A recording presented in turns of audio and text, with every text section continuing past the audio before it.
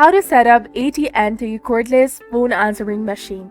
Hi everyone, welcome back to our channel. In this video presentation, we'll be talking about setting our AT&T Cordless phone answering machine.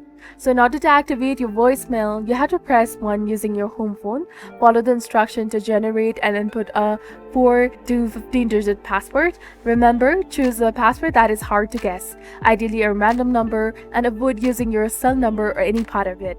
After setting up your personalized greeting, press hash, and once done, press star to go back to the main menu. And when you receive new voicemail, a green LED will flash and a sporadic dial tone will be heard when answering your phone. And if you prefer using an answering machine over the voicemail, ensure that it picks up call before 4 rings. Alternatively, you can also contact the AT&T customer care at 611 or 800-331-0500 to remove voicemail. And please note that messages left on the network voicemail won't show on your phone. So if you have a standalone answering machine, connect it to the phone 2 port on your wireless home phone device. And also note that phone 2 port shares the same number as the phone 1 port.